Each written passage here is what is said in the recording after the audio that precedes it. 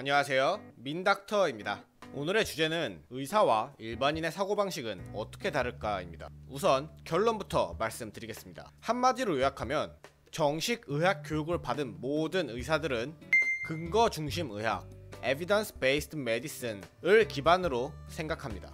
이 내용을 더 자세하게 설명하기 위해서는 조금 학술적인 이야기를 해야 하는데요.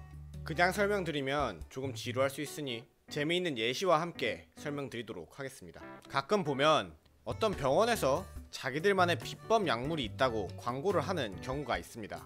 하지만 이런 광고는 상술일 가능성이 굉장히 높습니다. 단순히 문구가 상술처럼 보이기 때문만은 아니라 이게 왜 상술인지 조금 더 의학적인 이해를 바탕으로 설명드리도록 하겠습니다. 그 중심에 근거 중심 의학이 있습니다. 먼저 현대의학의 발전 과정에 대해서 설명드릴 필요가 있습니다. 현대의학의 기본 철학은 인류가 확실하게 아는 것이 무엇인지 가려내는 작업을 반복하여 새로운 지식을 축적해 나가는 것입니다. 이 철학을 완성시키기 위한 도구로 통계가 사용됩니다.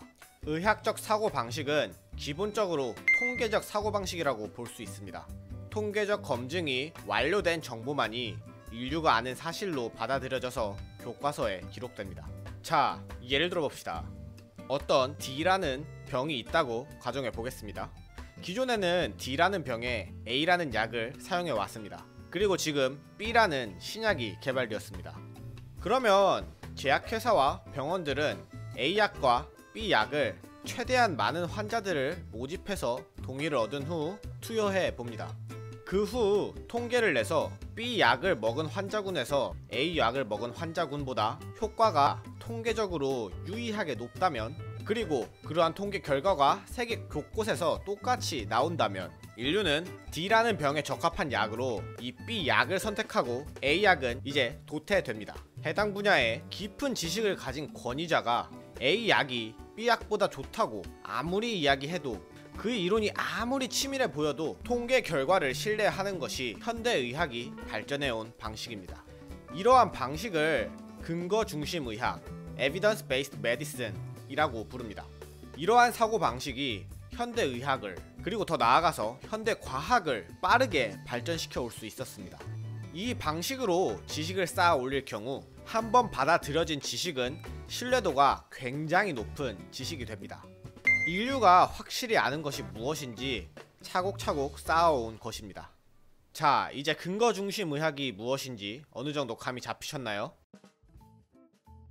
이제 특정 병원에서 자기들만 만들 수 있는 약이다, 이 말들이 왜 상술일 가능성이 높은지 설명해 드리도록 하겠습니다. 기본적으로 약물의 효과를 확인하기 위해서는 많은 사람들에게 사용해 보고 그것이 통계적 유의성을 가져야만 의미가 있습니다. 그러기 위해서는 대규모의 연구가 있어야 하고 논문에 등재되어 세계 곳곳에 검증을 받아야만 합니다. 그 과정에서 수천억, 크게는 수조 원대의 비용이 필요하기도 합니다. 따라서 효과를 보인 약물들은 전 세계에 알려지고 검증이 되어집니다. 진짜로 효과가 있는 약물이 비법처럼 어떤 특정 병원에만 있다는 것은 말이 되지 않습니다.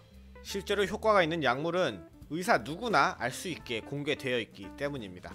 따라서 굳이 비법이라고 한다면 기존에 나와 있는 약물들을 어떻게 조합해서 쓰느냐, 그 정도까지는 있을 수 있겠습니다. 이러한 측면에서 우리 병원만의 비법 약물이 있다 라는 건 상술일 가능성이 큰 것입니다.